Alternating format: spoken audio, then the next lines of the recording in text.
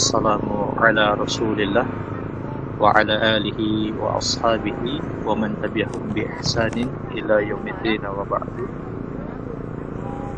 Allahumma faqihna fid din wa 'allimna ta'wil.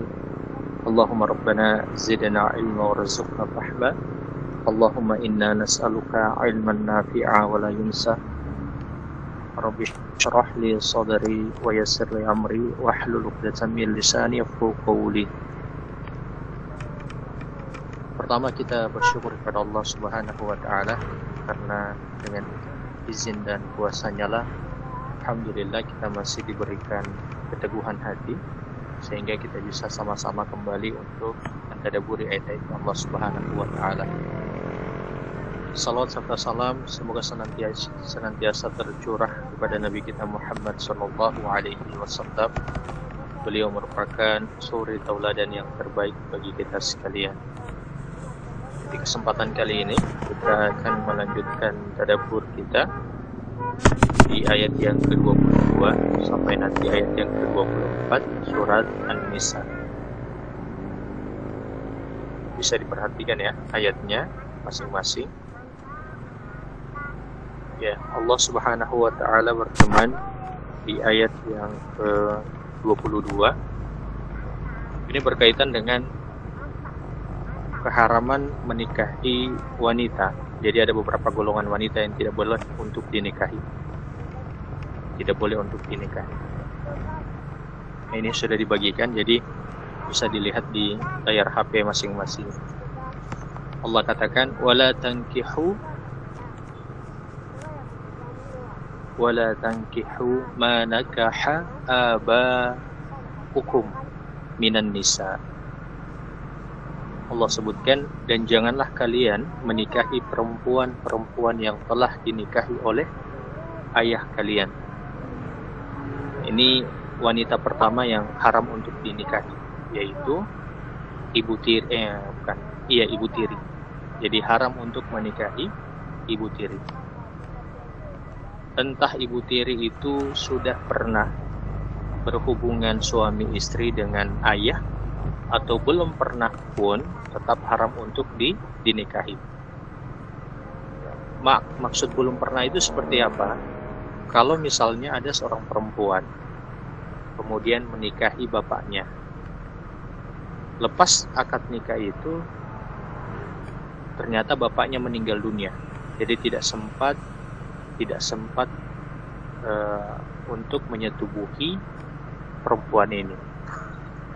Lalu anak dari laki-laki ini memiliki keinginan untuk menikahi perempuan ini yang statusnya itu sebagai ibu tirinya. Nah, apakah ini diperbolehkan? Maka ini tidak diperbolehkan. Jadi menikahi ibu tiri itu diharamkan.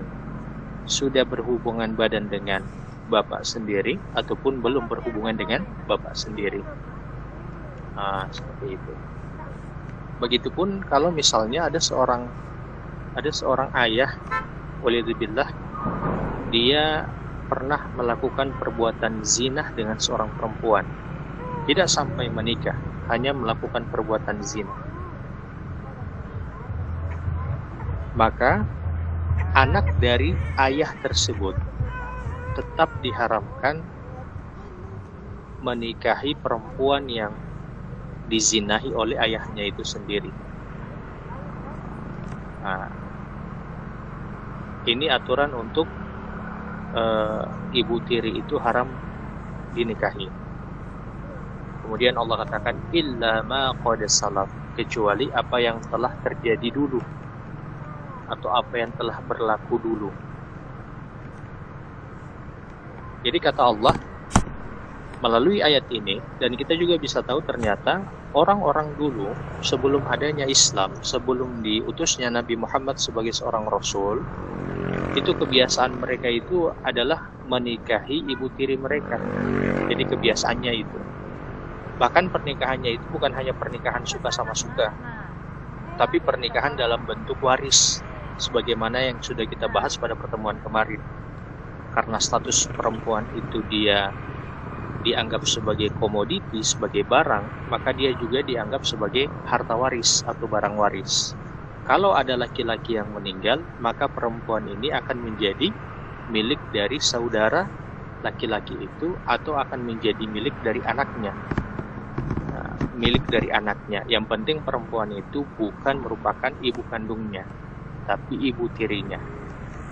Begitu ya. Nah, ketika dia menjadi milik daripada anaknya, maka ibu tiri ini bisa untuk langsung menjadi istrinya, bisa juga untuk dia nikahkan dengan orang lain, nanti maharnya akan diambil. Ini apa yang terjadi di masa dulu ya, belum ada Islam datang. Jadi belum turun wahyu kepada Nabi. Kebiasaan orang-orang Arab dulu seperti itu. Atau mereka itu mencegah perempuan ini untuk menikah dengan orang lain. Ya, jadi atau mereka mencegah perempuan ini menikah dengan orang lain. Seperti itu.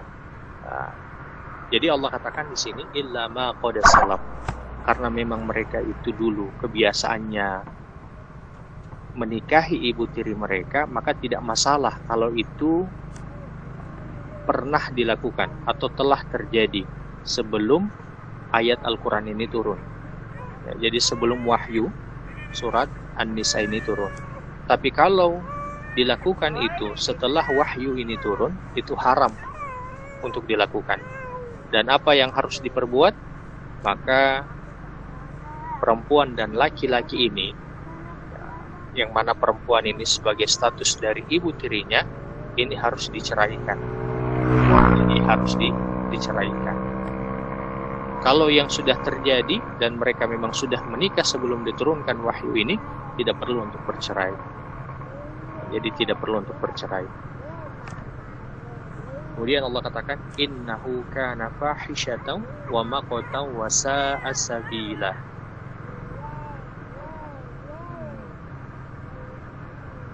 Allah katakan sesungguhnya perbuatan itu adalah perbuatan yang keji dan atau perbuatan yang dibenci oleh Allah Subhanahu wa taala dan merupakan seburuk-buruknya jalan atau seburuk-buruknya perbuatan. Jadi menikahi ibu tiri itu kata Allah adalah perbuatan yang keji, perbuatan yang tidak sesuai norma bahkan fitrah sebagai seorang manusia. Kalau ada orang yang masih melakukan perbuatan ini, ancamannya itu bahkan dia dianggap bisa murtad dari agama Islam dan boleh untuk dia ditumpahkan darahnya. Nah, jadi keharaman menikahi ibu tiri ini dimulai dengan turunnya ayat ini sampai hari kiamat. Tapi kembali tadi, kalau misalnya ada yang memang sudah melakukan itu dulu, lalu kemudian sudah ada anaknya, maka anak itu tetap statusnya menjadi anak mereka dan anak itu tetap mendapatkan harta warisan. Tapi berbeda kalau misalnya ada orang yang melakukan itu di hari ini dan mereka itu dari hasil pernikahan mereka itu ada anak, maka anak ini tetap dianggap sebagai anak hasil zina karena pernikahan mereka itu tidak sah, diharamkan oleh agama.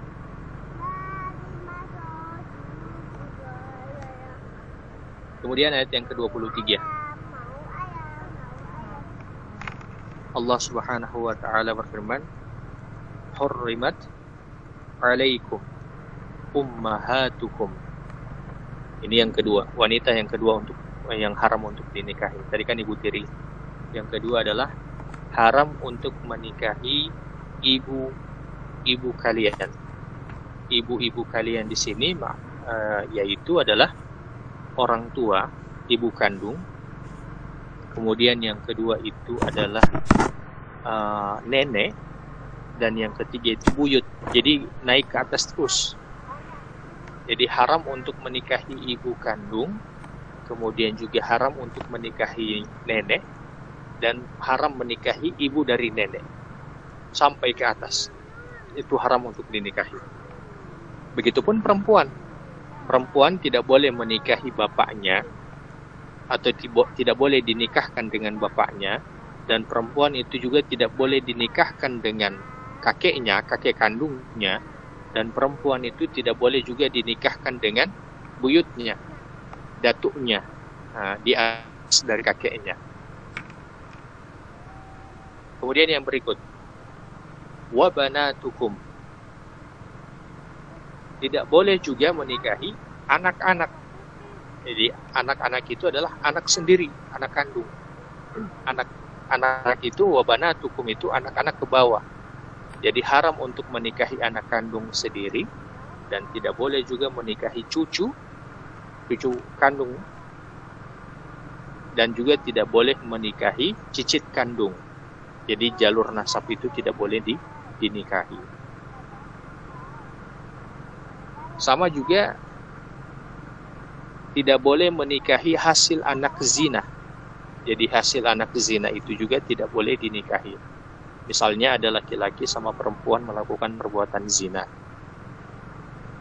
Lalu hamil nih perempuan dan melahirkan di luar nikah. Nah, ternyata pada perjalanannya laki-laki ini tidak menikahi perempuan ini. Mungkin karena ada polemik keluarga sehingga mereka dipisahkan. Berjalanlah waktu, anak dari perempuan ini tumbuh besar, lalu ketemu dengan bapaknya yang di luar nikah. Walaupun mereka tidak sempat menikah, walaupun laki-laki ini tidak sempat menikah dengan ibunya dari anak yang sudah dewasa ini, maka laki-laki ini tetap diharamkan menikahi anak dari hasil hubungan zinanya.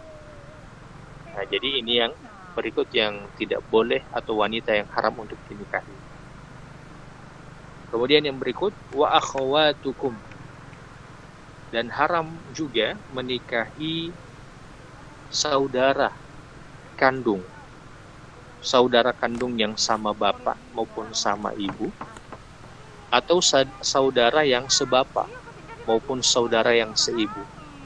Saudara yang sebapak itu apa? Bapaknya sama walaupun ibunya itu beda. Jadi bapaknya sama, ibunya beda. Ada kan bapaknya itu menikah sampai 2, sampai 3, walaupun ibu ini berbeda, tapi kan bapaknya sama. Nah, ini haram untuk menikah. Begitupun dengan ibu yang sama. Mungkin bapaknya beda, tapi ibunya sama. Dari rahim yang sama mereka lahir. Nah, ini juga haram untuk menikah. Jadi tidak boleh menikahi saudara dari saudara sesama bapak dan ibu, ataupun saudara di mana hanya sama bapak ataupun hanya sama ibunya. Kemudian berikut Allah katakan wa ammatukum, diharamkan juga menikahi saudara dari bapak-bapak kalian. Jadi saudara kandung dari bapaknya kita itu haram untuk dinikahi, kecuali ya istri dari paman. Jadi istri dari paman itu kan bukan saudaranya bapaknya kita. Makanya ketika bersalaman itu kita hanya boleh bersalaman dengan saudara dari bapak kita, saudara kandung, maupun saudara dari ibu kita. Itu yang boleh kita untuk bersalaman. Kalau perempuan dia boleh buka hijab. Buka hijab hanya di depan saudara dari bapaknya ataupun saudara dari ibunya. Adapun kepada perempuan ya, adapun kepada laki-laki yang menikahi saudara atau yang laki-laki yang menikahi tantenya, entah tante ini saudara ibu ataupun saudara bapak, maka perempuan ini tidak boleh membuka hijabnya. Gitu ya. Kemudian Allah katakan wa kholatukum, dan haram juga untuk menikahi saudara dari ibu-ibu kalian. Jadi saudara kandung dari ibu-ibu kalian. Kalau sepupu itu boleh untuk dinikahi. Makna boleh dinikahi itu juga sejalan dengan tidak boleh menampakkan aurat ke mereka dan juga tidak boleh bersalaman dengan mereka. Tapi kalau dia maknanya adalah diharamkan menikahi mereka, maka boleh membuka hijab di hadapan mereka dan juga boleh bersalaman dengan mereka. Kemudian yang berikut wa banatul akhi, dan haram juga menikahi anak dari saudara laki-laki kalian, yaitu keponakan. Jadi keponakan sendiri itu haram untuk dinikahi, kecuali keponakannya istri atau keponakannya pasangan. Misalnya begini, misalnya ada perempuan atau antilah siapapun yang ada yang ikut di tadabur ini. Suami itu punya saudara. Oke, suami itu punya saudara. Dan saudaranya suami ini punya anak. Nah, anak dari suami ini bukan mahram dan tidak boleh untuk bersalaman dengan mereka.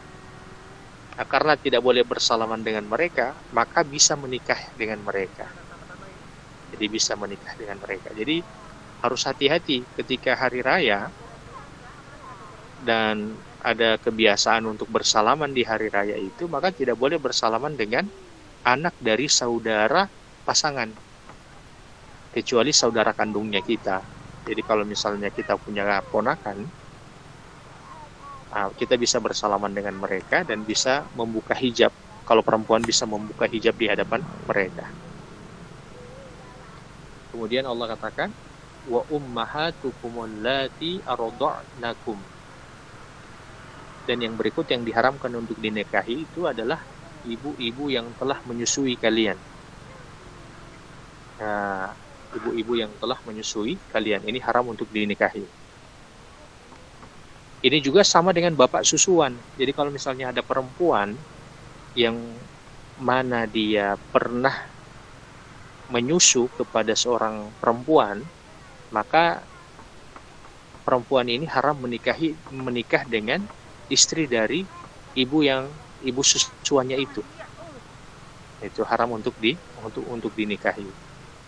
Jadi makna ibu susuan itu semakna dengan bapak susuan, artinya suami dari ibu susuan ini. Itu haram untuk dinikahi. Berkaitan dengan ibu susuan, berapa kali sih sebenarnya menyusui lantas dianggap sebagai saudara susuan ataupun ibu susuan? Menyusui itu ada syaratnya sehingga dia menjadi ibu susuan ataupun saudara susuan. Kalau misalnya ada anak yang lain juga yang disusui oleh perempuan itu. Syarat yang pertama, disusui sebelum umur 2 tahun. Jadi kalau sudah lewat dari 2 tahun, maka saudara sepersusuan itu tidak. Jadi susuan itu di dalam surat Al-Baqarah itu batasannya 2 tahun. Jadi tidak boleh misalnya mengangkat anak yang usianya 3 tahun lalu disusui supaya bisa menjadi saudara susuan dengan anak kita. Itu tidak sah sepersusuan seperti itu. Karena syarat menyusui itu batasan maksimalnya itu adalah 2 tahun. 2 tahun lebih daripada 1 hari ataupun setengah hari itu sudah dianggap tidak sah. Kemudian yang kedua, menyusui itu dianggap menjadi ibu susuan ataupun saudara sepersusuan itu apabila bayi itu disusui sampai 5 kali susuan.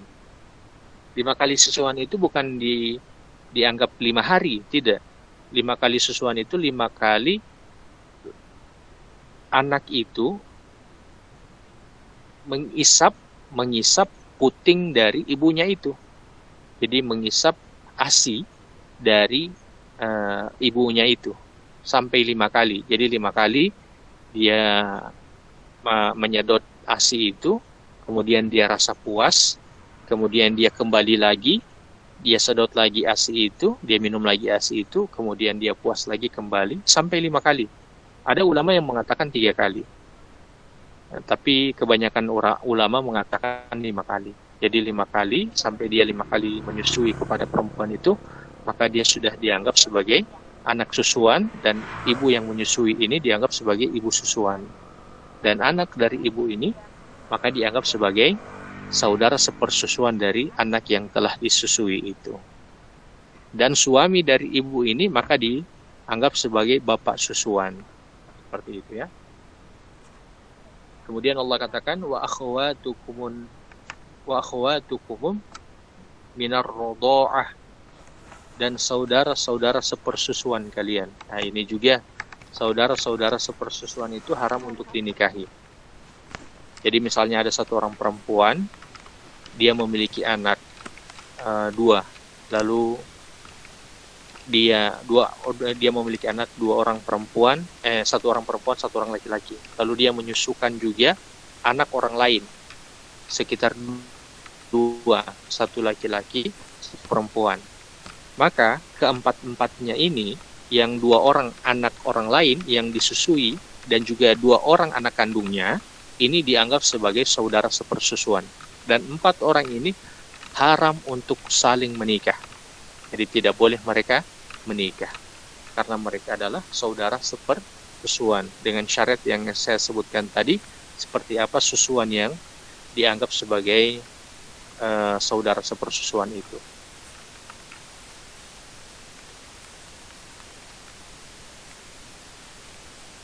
Kemudian Allah katakan wa ummahatu nisaikum, dan mertua. Jadi haram untuk menikahi mertua.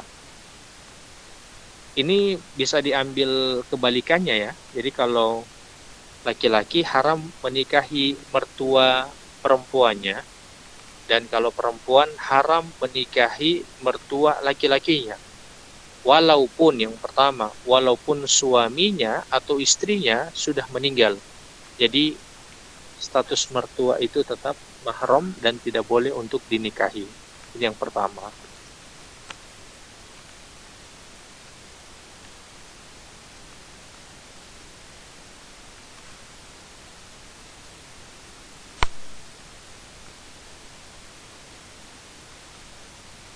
Kemudian yang berikut,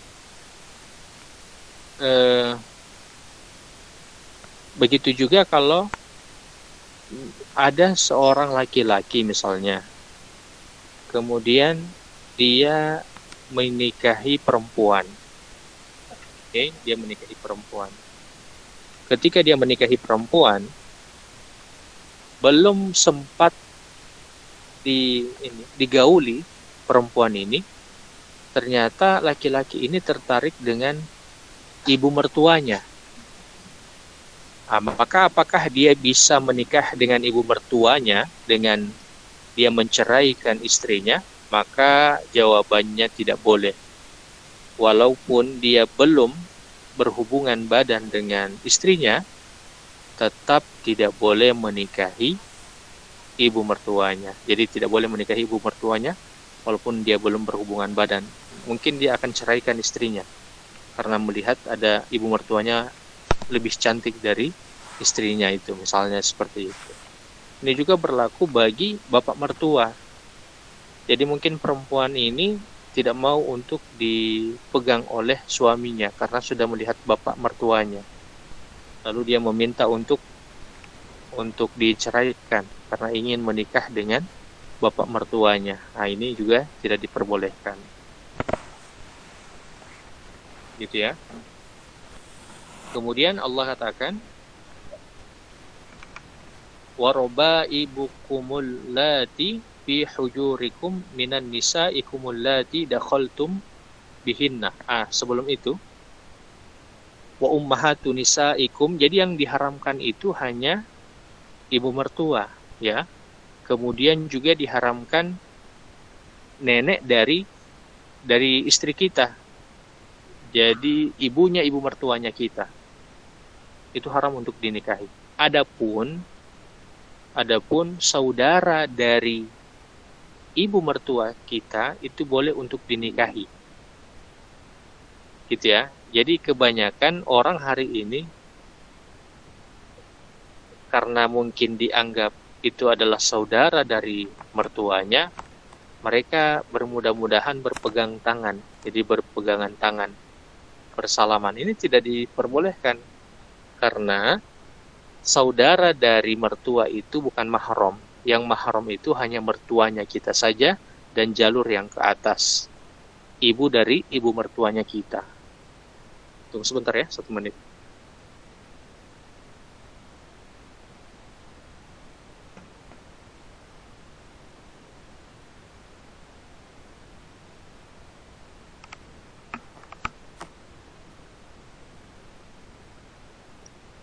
Ya, lanjut. Kemudian warabaibukum allati fi hujurikum minan nisaikum allati dakhaltum bihinna, dan anak-anak tiri dalam pemeliharaan kalian dari istri-istri kalian yang telah kalian campuri atau yang telah kalian gauli. Jadi tidak boleh juga menikahi anak tiri. Tidak boleh menikah dengan anak tiri. Ini sebenarnya statusnya sama dengan menikah dengan ibu tiri sebenarnya. Tapi ini pembahasannya tentang anak tiri. Jadi tidak boleh menikahi dengan anak tiri apabila kalian telah mencampuri istri-istri kalian. Apabila telah mencampuri. Tapi kalau belum dicampuri, maka boleh menikah dengan anak dari perempuan yang sempat dinikahi itu. Jadi misalnya begini, ada laki-laki, kemudian dia sudah akad nikah dengan seorang perempuan, janda, dan perempuan ini kan statusnya janda, dia memiliki anak yang sudah dewasa. Lepas akad nikah, ternyata laki-laki ini ada keinginan yang lebih kepada anak dari janda ini. Apakah dia bisa menikahi anak janda itu? Maka jawabannya adalah boleh dia bercerai dengan perempuan itu atau janda itu dan dia nikahi anak janda itu. Catatannya, yang penting dia belum mencampuri atau menggauli janda tersebut. Tapi kalau sudah dia gauli janda itu, maka haram untuk menikahi anak perempuan dari janda tersebut.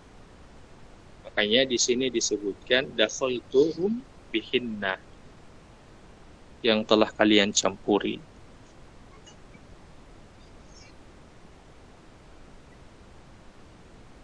Ada juga yang menyebutkan fi hujurikum, dalam pemeliharaan kalian. Ada para ulama yang menyebutkan kalau anak tiri itu tidak dalam pemeliharaan kalian, mungkin anak tiri itu dia ada di tempat lain, jadi tidak pernah dia berada bersama kalian. Lalu satu ketika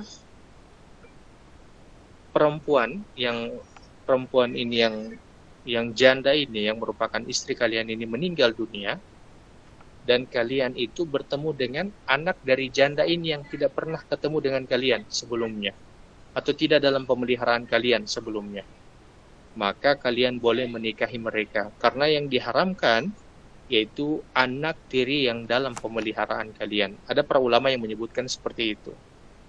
Wallahu a'lam. Kemudian fa illam takunu dakhaltum bihinna fala junaha alaikum. Ini sebagaimana yang saya jelaskan tadi. Tetapi kalau kalian belum mencampuri mereka, maka tidak salah bagi kalian. Wa halailu abnaikumul ladina min aslabikum. Tidak salah bagi kalian untuk menikahi mereka. Jadi sebagaimana yang saya jelaskan tadi, kalau kalian belum mencampuri janda itu, maka tidak masalah kalian menikahi anak dari janda tersebut. Yang penting kalian bercerai dulu dengan janda itu. Ini berbeda dengan yang tadi di awal. Kalau ada seseorang yang menikahi seorang perempuan, lalu selepas akad nikah itu, mungkin belum dia campuri istrinya ini, dia tertarik dengan mertuanya. Karena ada kasusnya begitu kan, yang viral itu, sempat viral di tahun berapa itu kan, yang pernah saya bikin tulisan juga. Itu, yang seperti itu, haram untuk dilakukan. Sudah disetubuhi ataupun belum disetubuhi perempuan tersebut, tetap haram untuk menikahi mertua. Begitu. Kemudian wahalailu abnaikumul ladzina min aslabikum. dan istri-istri kalian sendiri yang berasal dari benih kalian. Nah, ini juga maknanya adalah kita tidak boleh menikahi bekas menantu kita atau bekas istri dari anak laki-laki kandung kita. Ini tidak boleh. Jadi mungkin mereka sudah bercerai, misalnya begini, oleh itu bila ya, misalnya ada seorang bapak nih, kemudian dia memiliki anak laki-laki yang sudah menikah dengan seorang perempuan. Pada perjalanannya, pernikahan mereka ini kandas, terjadi perceraian, entah cerai hidup ataupun cerai mati. Ya mungkin cerai hidup lah katakan. Maka walaupun mereka sudah bercerai, bapak dari laki-laki ini tidak boleh menikahi mantan anak menantunya. Dan status dari mantan anak menantunya ini tetap dihukumi sebagai mahramnya. Jadi perempuan ini tetap dia bisa bersalaman dengan mantan bapak dari mantan suaminya, seperti itu. Ini berbeda dengan kasus anak angkat. Anak angkat itu bisa dinikahi loh. Karena yang haram dinikahi itu hanya anak susuan. Jadi apabila anak angkat itu tidak sempat untuk disusui dan tidak ada jalur nasab yang bisa menjadikan seseorang itu mahrum dengan anak angkat itu, maka anak angkat itu boleh untuk dinikahi. Maknanya bisa dinikahi juga, dia bukan mahram bagi seorang perempuan yang mengangkat dia kalau dia laki-laki, atau bagi seorang laki-laki apabila anak angkat ini perempuan. Jadi dia bukan mahram, tidak boleh bersalaman dengan anak angkat itu, dan tidak boleh juga bagi perempuan memperlihatkan auratnya di hadapan anak tersebut, di hadapan anak angkat itu. Dan kalau misalnya anak angkat ini sudah menikah, lalu kemudian dalam perjalanannya anak angkat ini bercerai dengan istrinya misalnya, maka bapak angkatnya ini bisa menikahi menantu dari anak angkatnya. Itu istri dari anak angkatnya, itu boleh dinikahi oleh bapaknya. Yang penting tidak ada jalur nasab, dan yang kedua tidak ada jalur sepersusuan di situ, kaitan sepersusuan. Kemudian Allah katakan wa an tajma'u bainal ukhtain, dan tidak boleh mengumpulkan saudara atau kakak beradik dalam satu pernikahan. Jadi tidak boleh ada satu orang laki-laki lalu dia menikahi perempuan sekaligus dengan saudaranya, saudara kandungnya, itu tidak boleh. Dia mau berpoligami,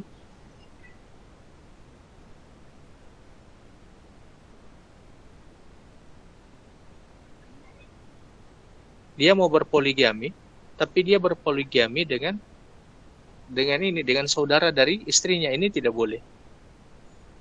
Jadi ini tidak boleh. Ya, seperti itu ya. Boleh dia menikahi saudara dari istrinya. Catatannya itu yaitu apabila dia telah bercerai dengan istrinya. Atau istrinya itu sudah meninggal. Setelah meninggal, lalu dia menikah dengan saudara dari istrinya itu. Ini diperbolehkan. Karena tidak diperbolehkan mengumpulkan dua kakak adik dalam satu pernikahan, maka salah satu dari atau saudara dari istri itu bukan mahram.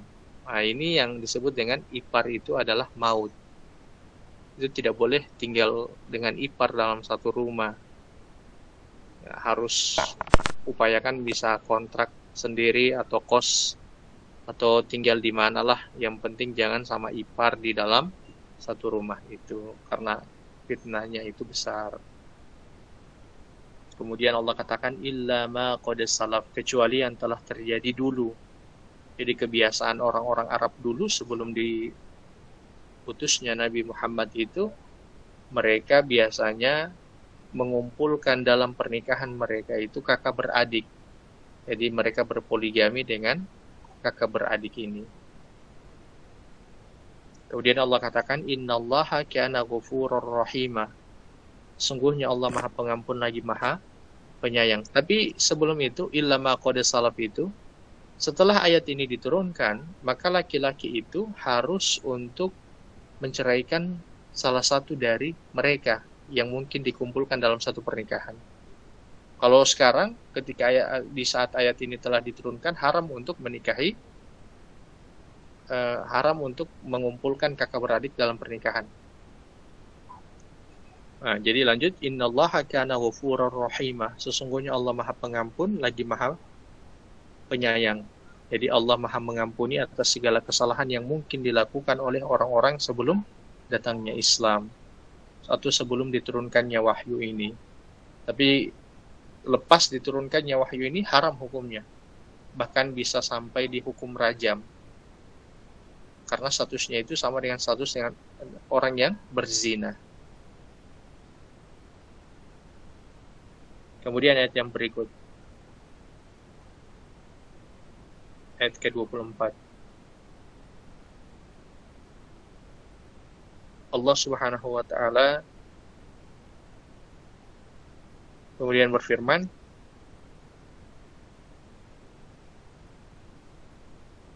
wal muhsanatu minan nisa. Nah, ini yang berikut lagi, perempuan yang haram dinikahi, yaitu perempuan yang masih dalam status istrinya orang. Ini haram untuk dinikahi. Ini banyak sekali perselingkuhan di hari ini. Waliyadzubillahi min dzalik. Ya'udzubillahi min dzalik. Semoga Allah lindungi kita dari perbuatan ini. Jadi haram untuk menikahi istri orang lain. Tidak boleh. Kecuali istri orang lain itu telah berpisah dengan suaminya. Itu pun tidak boleh langsung dinikahi. Harus ditunggu selesai masa iddahnya. Masa iddah cerai hidup itu kan 3 bulan.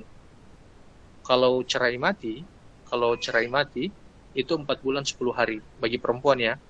Kalau laki-laki tidak ada masa iddahnya. Hanya perempuan yang ada berlaku masa iddah itu. Kalau wanita hamil, itu masa iddahnya selama dia mengandung. Setelah dia melahirkan, dia bisa menikah. Jadi setelah melahirkan, dia bisa menikah. Kemudian Allah katakan, illa ma malakat aimanukum, kecuali budak-budak yang kalian miliki. Jadi haram untuk menikahi istri orang lain, kecuali budak. Budak ini yang harus diluruskan.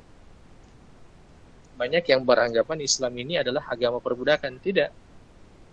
Perbudakan ini dimulai sebelum adanya Islam. Islam mengatur perbudakan ini menjadi lebih baik. Dan jalur perbudakan ini diatur oleh Islam supaya semakin lama itu tidak ada lagi. Jadi diatur, dia dipersempit, dan makin lama dia hilang. Seperti itu pengaturan perbudakan di dalam Islam. Apa yang maknanya kecuali budak yang kalian miliki atau hamba sahaya yang kalian miliki? Jadi perbudakan di dalam Islam itu beda dengan perbudakan di luar Islam. Perbudakan di luar Islam, kalau misalnya ketemu orang lalu kemudian diculik, orang itu diculik, dibawa, maka orang ini bisa statusnya menjadi budak. Budaknya orang yang mencuri ini ya, yang dicuri pencuri ini. Ya. Jadi dia, kalau istilah di kita kan di Gorontalo itu gola kan, ada gola. Nah, itu kebiasaan di Arab dulu begitu. Jadi mereka mencuri orang itu yang dicuri. Lalu orang ini di status sebagai budak. Nah, lalu kemudian orang ini mulai diperjualbelikan. Jadi budak itu bukan kayak pembantu. Budak itu mereka tidak punya jati diri. Kalau bekerja, mereka bekerja karena memang diperjualbelikan. Mereka itu diberi harga. Seperti itu. kayak sapi begitu, kayak sapi, budak itu kayak sapi, jadi diperjualbelikan dan dipekerjakan, tidak diberi gaji, hanya diberi makan. Islam tidak memperbolehkan perbudakan dengan cara menculik tadi, jadi diculik orang atau dirampok orang, dibawa kabur istrinya orang, itu tidak diperbolehkan seperti itu. Islam hanya memperbolehkan perbudakan dengan cara harta rampasan perang. Jadi kalau mendapatkan tawanan dan itu adalah perempuan, maka perempuan ini bisa dilabeli sebagai seorang budak. Tapi ingat, harus ditahu lebih lengkap ini yang seperti ini. Karena kalau tidak ditahu lengkap, ini bisa salah dalam memahami Al-Quran dan bisa salah dalam memahami Islam. Kapan Islam menganggap tawanan sebagai budak? Apabila orang-orang kafir yang menjadi musuh dari Islam menghukumi tawanan muslimin itu sebagai budak. Kalau orang kafir itu menghukumi tawanan mereka masih sebagai tawanan, maka kaum muslimin diharamkan untuk menjadikan tawanan itu sebagai budak. Sebagaimana yang terjadi di Israel hari ini. Israel hari ini banyak menangkap kaum muslimin dan mereka tetap melabeli mereka sebagai tawanan, maka pasukan mujahidin juga ketika mereka menangkap dari tentara-tentara Israel, mereka itu tetap, atau dari warga-warga Israel, mereka tetap dihukum sebagai tawanan. Nah, gitu, sebagai tawanan. Nah, jadi dianggap budak nanti kapan? Nanti orang kafir itu menganggap tawanan Islam itu sebagai budak. Oke, yang berikut. Tapi ingat, ketika mendapatkan harta rampasan dan itu merupakan perempuan misalnya atau laki-laki misalnya yang akan dihukumi sebagai budak nantinya, maka perempuan atau laki-laki yang didapat dari hasil harta perang ini, dari hasil perang ini, diberikan dulu ke pemimpin, ke pihak kerajaan, ke pihak pemerintahan, seperti itu. Nah, nanti pihak pemerintah ini yang akan memberikan keputusan 4. Keputusan yang pertama, entah budak ini atau orang ini atau manusia ini dibebaskan begitu saja, atau yang kedua, dijadikan penukaran dengan budak dengan budak muslim. Jadi budak muslim yang ditawan oleh orang-orang kafir. Ada 4 itu, saya lupa yang satu. Yang ketiga dibagikan oleh pihak pemerintah kepada pasukan perang yang ikut dalam peperangan. Nah, jadi label mereka itu nanti akan menjadi milik dari pasukan perang yang diberi oleh pemerintah kepada mereka. Kalau mereka atau para tentara ini sudah mendapatkan budak, maka yang harus dilakukan oleh setiap mereka yang telah diberikan budak oleh pemerintah harus memberi pakaian dan makanan sebagaimana yang mereka makan dan yang mereka pakai. Ini berbeda dengan pihak orang-orang kafir. Budak itu tidak diberi makan dengan makanan yang layak dan pakaian-pakaian yang layak. Aturan dalam Islam tidak seperti itu. Budak harus diberi makan dan pakaian sebagaimana yang dimakan dan dipakai oleh tuannya. Ini yang pertama. Kemudian yang kedua. Nah, ini kaitan dengan ayat ini. Kalau ingin menyetubuhi budak, maka harus dipastikan budak itu selesai dulu haidnya 1 kali. Nah, ini beda dengan wanita merdeka yang menunggu masa iddah 3 bulan atau 3 kali haid. Kalau ini dia ditunggu 1 kali haid. Jadi walaupun dia memiliki suami di negeri musyrikin sana, tetap ketika dia sudah menjadi milik dari tentara muslim, maka dia sudah dianggap pernikahan sebelumnya itu sudah putus. Sebentar ya, saya minta 2 menit.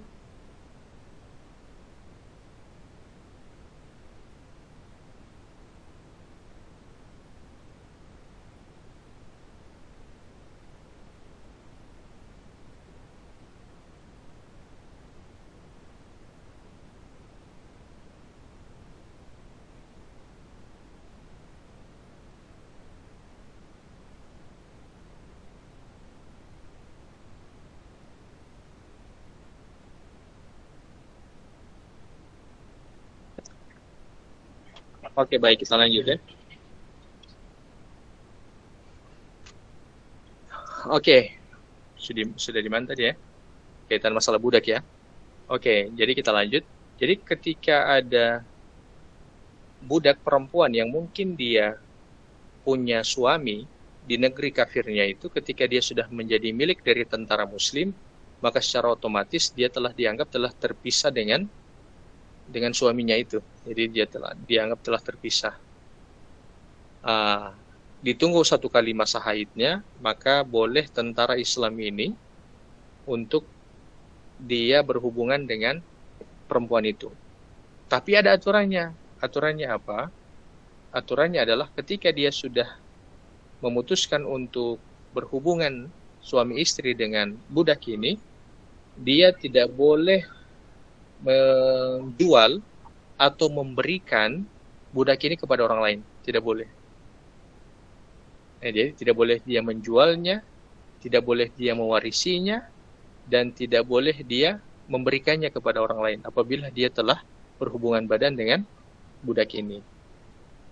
Kemudian yang kedua, ketika dia memiliki anak dari budak ini, maka anak ini adalah anaknya dia. Karena statusnya ini adalah anaknya dia, anaknya tentara muslim ini, apabila dia mati, maka anak dari budak ini akan mendapatkan harta warisan dari tuannya. Dan budak ini dia menjadi status umul walad. Umul walad itu artinya menjadi bebas, menjadi wanita merdeka atau manusia merdeka, bukan menjadi budak lagi apabila tuannya itu meninggal.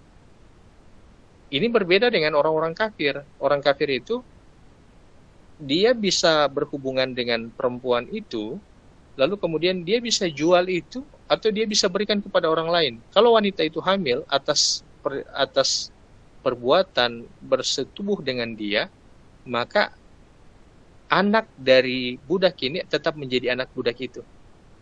Nah, kalau dia menjadi anak budak itu, dia akan merasa dia untung, sebagaimana sapi. Kalau sapi itu hamil lalu kemudian melahirkan anak, kan jadi 2. Nah, begitu pula tuan orang-orang kafir itu menganggap kalau misalnya budak ini hamil atas senggama dengan dia, maka dia punya 2, bisa dia jual anak dari budak ini sekaligus dengan budak tersebut. Ini beda ya. Makanya orang-orang atau tentara muslim itu berpikiran keras kalau misalnya dia ingin menggauli budak tersebut, karena konsekuensinya ada. Dia tidak boleh mewarisinya, dia tidak boleh menjualnya lagi, dan dia tidak boleh untuk yang ketiga itu memberikannya kepada orang lain. Dan juga harus memberi makan dan pakaian sebagaimana yang dia makan dan dia pakai. Kalau dia hamil, maka anak itu menjadi anak tentara muslim ini, dan kalau dia meninggal, maka perempuan ini statusnya akan menjadi wanita merdeka. Baik, kita lanjut. Kitaballahi alaikum. Ini merupakan ketetapan dari Allah. Jadi dari tadi kita bahas tentang wanita-wanita yang haram dinikahi, inilah merupakan ketetapan dan ketentuan dari Allah. Hukum yang harus dijalankan, hukum yang harus ditaati. Kalau melanggar daripada hukum ini, berarti dia melakukan perbuatan dosa. Bahkan dia harus ingkari dengan bukan sekedar lisan. Dia bahkan terancam dengan dirajam. Misalnya ada orang yang menikahi ibu kandungnya, atau ada yang menikahi saudara dari ibunya, atau ada yang menikahi anak kandungnya atau ibu tirinya, dan seterusnya. Maka yang seperti ini bisa terancam dengan dirajam, ditumpahkan darahnya. Ini haram untuk dilakukan. Jadi wanita yang haram dinikahi ini sejalan dengan mahram, yang mana perempuan bisa, kalau statusnya perempuan ya, itu bisa bersalaman. Kalau kita laki-laki juga bisa bersalaman, atau bisa juga bagi perempuan untuk menampakkan auratnya di hadapan yang mahramnya itu. Rambutnya maksudnya ya, rambutnya. Karena aurat perempuan itu terbagi atas 3. 4 sebenarnya. Yang pertama, kalau dia dengan suami, dia tidak memiliki aurat. Kalau dia dengan suami. Kalau dia dengan orang tuanya, dengan anaknya, dengan saudara dari bapak ataupun saudara dari ibu, atau dengan kakeknya, maka dia itu bisa menampakkan hanya rambutnya, perempuan ini ya, kemudian tangannya hanya sampai bagian lengannya, kemudian kakinya sampai di betisnya, itu sampai di betisnya. Lebih daripada itu tidak boleh. Jadi hanya sampai di betisnya. Gitu ya. Jadi kalau dengan orang tua sendiri seperti itu aturannya. Nah, kalau bagian bawah kayak inilah, kayak pakai daster begitu. Tapi jangan juga daster yang transparan, jangan juga daster yang terlalu ketat, walaupun itu mahram sendiri. Artinya mahram bukan suami ya. Kalau suami tidak ada batasan aurat. Mahram di sini adalah orang tua sendiri, anak. Karena jangan di depan anak pakai transparan, itu tidak boleh. Atau terlalu ketat, nah itu juga tidak boleh. Kemudian Allah katakan wa uhilla lakum ma wara'a dzalikum an tabtaghu bi amwalikum. Dan sebaliknya dihalalkan bagi kalian itu perempuan-perempuan yang lain dari perempuan yang telah disebutkan tadi dari ayat 22 itu. Untuk kalian jadikan istri dengan harta kalian. Jadi kalau ingin menjadikan selain daripada perempuan yang disebutkan ayat 22 sampai 24 ini, itu halal untuk dinikahi. Tapi catatannya disebutkan di sini, kalian harus memberikan mahar, bi amwalikum, diberikan mahar. Jadi mahar itu menjadi syarat sahnya di antara syarat sahnya pernikahan. Walaupun mahar itu boleh untuk dihutangi, jadi boleh untuk dihutangi, tapi dia tetap harus dibacakan di prosesi akad nikah itu. Jadi mungkin perempuannya itu tidak punya, laki-lakinya itu belum punya uang di saat itu. Dia boleh untuk memberikan mahar itu nanti boleh, nanti tidak di saat itu. Bisa misalnya 1 tahun berikut ataupun 2 tahun berikut. Dan tidak boleh ada pernikahan tanpa mahar, tidak boleh. Misalnya perempuan bilang saya ikhlas menikah tanpa mahar, tidak boleh, tetap harus ada maharnya. Dan mahar ini tidak boleh sesuatu yang tidak memiliki nilai. Makanya Allah sebutkan di sini amwalikum, sesuatu yang memiliki nilai. Tidak boleh menjadikan hafalan Al-Quran itu mahar. Tidak boleh. Kecuali mengajarkan Al-Quran. Itu boleh. Karena mengajarkan Al-Quran itu ada nilainya bagi perempuan itu. Karena mahar itu kan satu pemberian yang mana itu merupakan pemberian yang memiliki nilai bagi perempuan itu. Kalau hafalan tidak masuk, hafalan Al-Quran.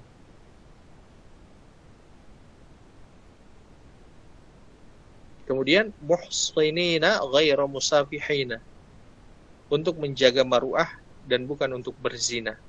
Jadi janganlah untuk berpacaran. Jangan berpacaran, jangan membuat status ikatan yang haram, itu jangan seperti itu.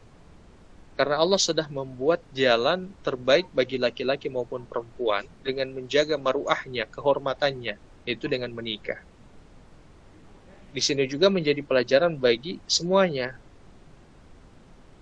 Kalau sudah ada laki-laki yang baik agamanya, bagus akhlaknya, dia datang, maka terimalah. Mungkin kemampuannya tidak seberapa, tapi kalau dia sudah berusaha dengan itu, maka terimalah. Begitu, terima saja. Yang penting dia bagus agamanya, baik akhlaknya, insya Allah dia bertanggung jawab. Karena yang paling penting itu adalah kehidupan setelah pernikahan. Tapi juga jangan dilupakan ini. Kemudian Allah katakan, famastamta'tum bihi minhunna fa'atuhunna ujurahunna fariidah. Kemudian perempuan yang kalian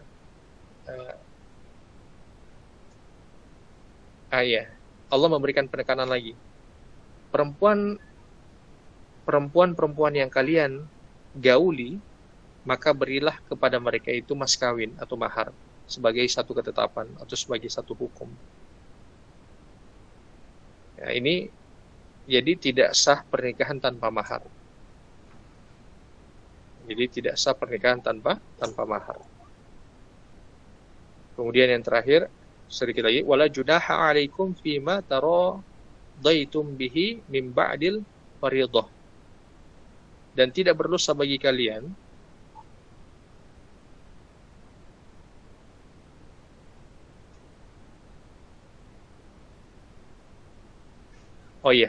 di Di sini disebutkan tidak masalah ataupun tidak berdosa bagi kalian ketika bagi kalian itu adalah bagi suami istri itu ketika ada persetujuan di antara mereka terkait dengan mahar tersebut.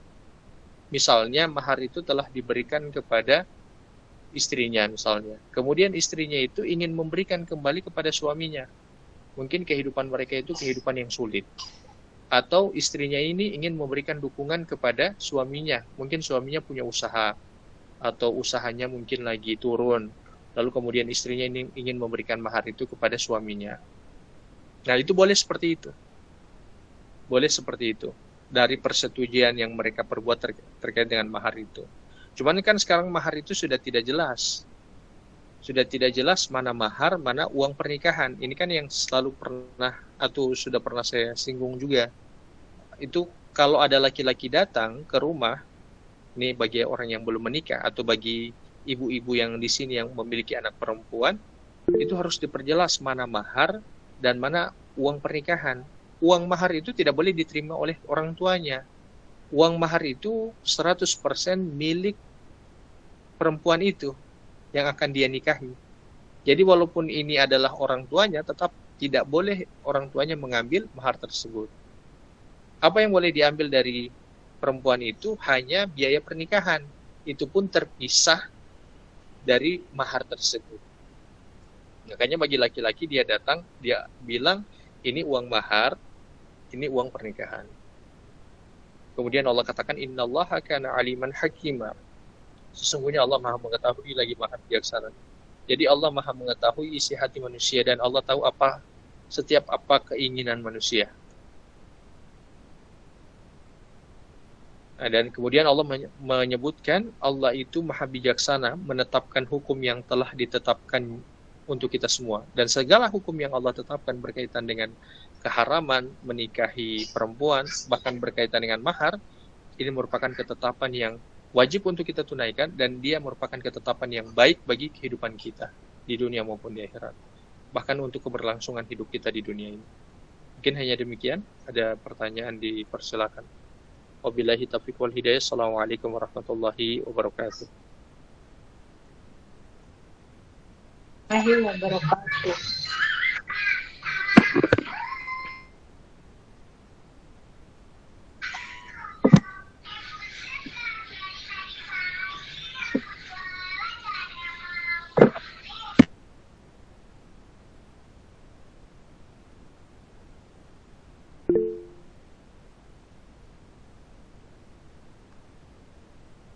Ya, silakan yang mau bertanya.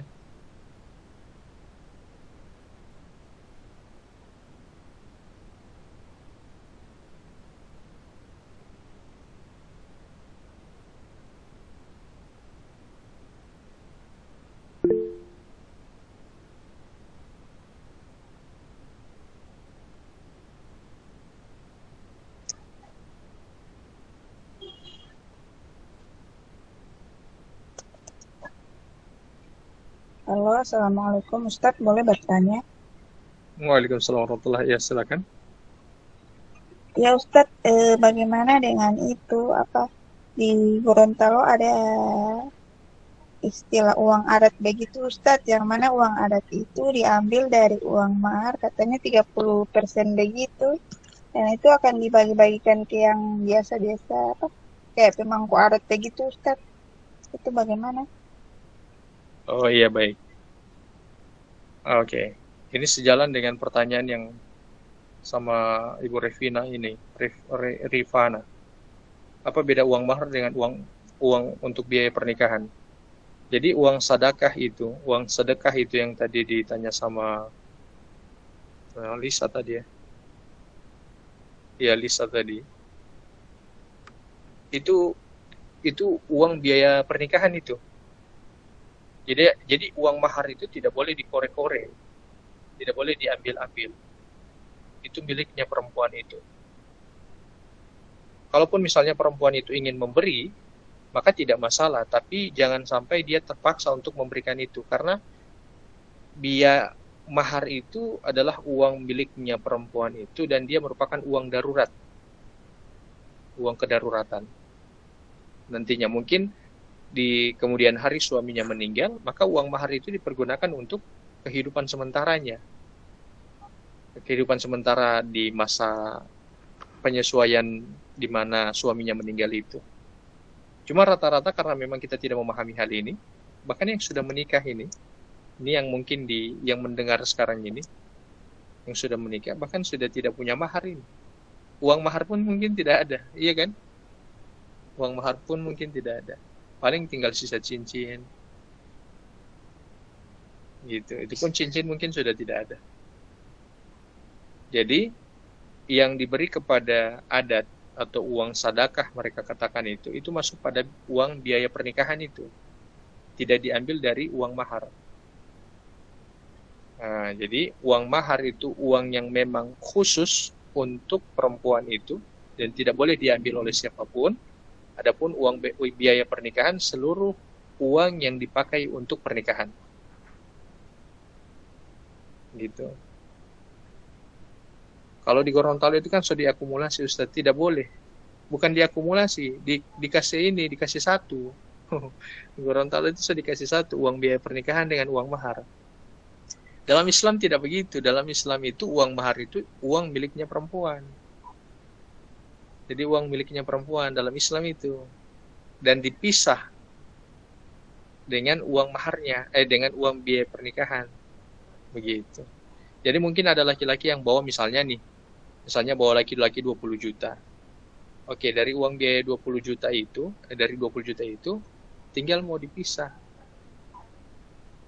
Tapi ini tergantung dari laki-lakinya ya. Misalnya dia bilang, saya mau kasih 10 juta mahar untuk perempuan itu. 10 jutanya untuk biaya pernikahan. Itu pun kalau perempuannya mau. Kalau perempuannya tidak mau, tidak jadi pernikahan itu.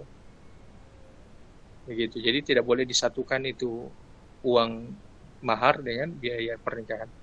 Bagaimana hukumnya seorang perempuan yang menikah dan diberi mahar, akan tetapi setelah menikah tanpa sepengetahuan perempuan ini diminta ganti oleh pihak laki-laki, misalnya uang mahar sebesar 3 juta, maka sebesar itu pun yang harus dibayar. Uang mahar itu tidak boleh diambil-ambil dan tidak boleh laki-laki itu mengambil uang mahar tersebut, itu miliknya perempuan itu. Jadi sekalipun yang meminta itu adalah suaminya, kalau tidak atas persetujuan istrinya, maka tidak boleh, haram hukumnya. Kecuali kalau memang istrinya ingin memberi. Itu pun istrinya ingin memberi, bisa dengan dua status. Statusnya bisa diberi dengan secara sukarela tanpa diberi balasan, ditukar. Bisa juga dengan statusnya itu, akadnya pemberian itu adalah akad hutang. Jadi perempuan ini memberikan hutang kepada suaminya. Jadi memberikan hutang kepada suaminya. Nanti suaminya itu harus ganti uang itu. Begitu. Afwan Ustadz, dan ini terjadi di sini, pernah terjadi Ustadz. Begini Ustadz, pada saat menikah kan dikasih mahar. Nah setelah menikah, ternyata ini mahar ini disuruh ganti oleh pihak laki-laki. Kenapa disuruh ganti? Makanya yang saya tidak tahu. Makanya si perempuan ini kasihan, kaget. Terus dia bilang begini, kalau cuma tahu begitu, setahu-tahu kita tidak dikasih mahar lagi daripada kita membayar itu mahar, begitu katanya. Iya. Makanya saya tanya, bagaimana itu hukumnya Ustadz? Itu dia, makanya itu mahar itu pokoknya milik perempuan, tidak boleh dikorek-korek. Tidak boleh dikorek-korek, kecuali kalau memang perempuan itu ingin memberikannya secara sukarela kepada suaminya atau dengan akad hutang. Begitu. Kalau itu kejadiannya berarti kalau kejadiannya seperti itu berarti kesalahannya kepada penggunanya yang menggunakan uang itu. Maka yang menggunakan uang itu harus menukar uang mahar itu kepada perempuan tersebut. Sekarang juga harus tetap dia tukar.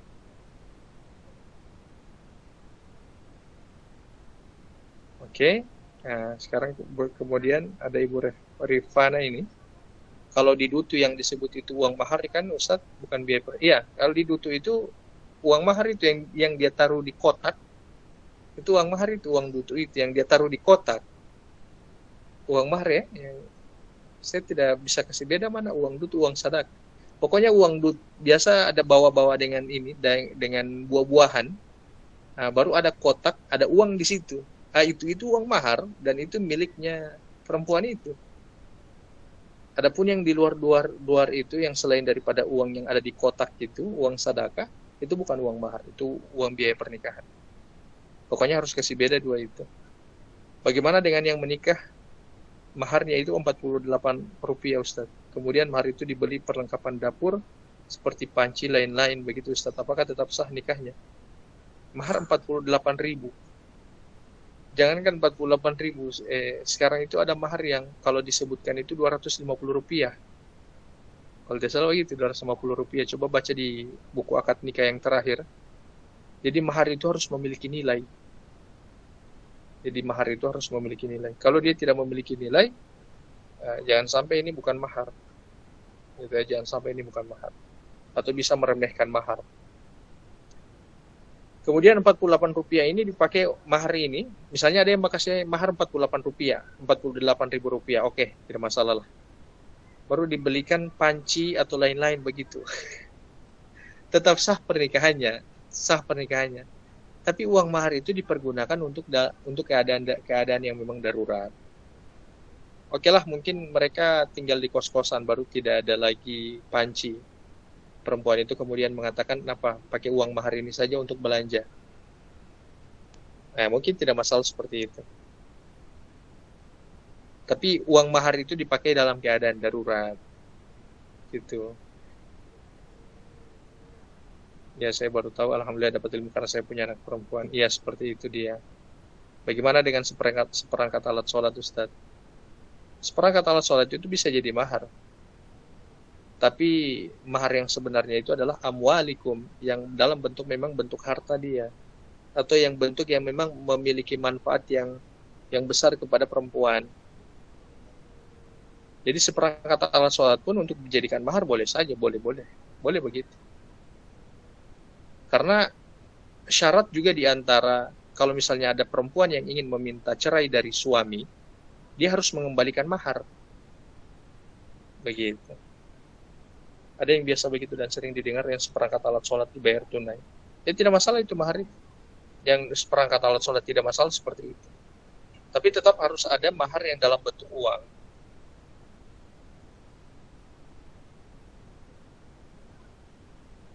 Uang mahar yang 78.000, kalau tidak salah itu disimpan oleh orang tua dan orang tua sudah meninggal. Itu uangnya bagaimana, Ustaz? Uangnya itu dibagi waris. 78.000 itu dibagi waris kepada anak-anaknya. Kalau cincin itu termasuk mahar, Ustaz? Iya. Cincin itu termasuk mahar. Jadi cincinnya itu disimpan. Kalau laki-laki yang menceraikan, uang mahar juga harus dikembalikan? Tidak. Kalau laki-laki yang menceraikan, tidak dikembalikan uang maharnya. Kecuali kalau laki-laki itu tidak diceraikan. Iya, kalau laki-laki yang menceraikan, uang mahar tidak dikembalikan. Kecuali kalau perempuan minta diceraikan. Kalau cuma cincin tidak ada uangnya, bagaimana, Ustaz? Tidak apa-apa. Kalau cuma cincin, tetap sah maharnya itu. Tetap terhitungan mahar itu. Oke? Gitu ya.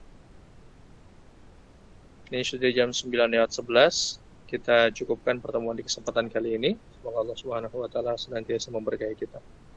Subhanakallah wa bihamdik, asyhadu an la ilaha illa anta, astaghfiruka wa atubu ilaik. Assalamualaikum warahmatullahi wabarakatuh. Waalaikumsalam. Waalaikumsalam warahmatullahi wabarakatuh. Jazakallahu khairan.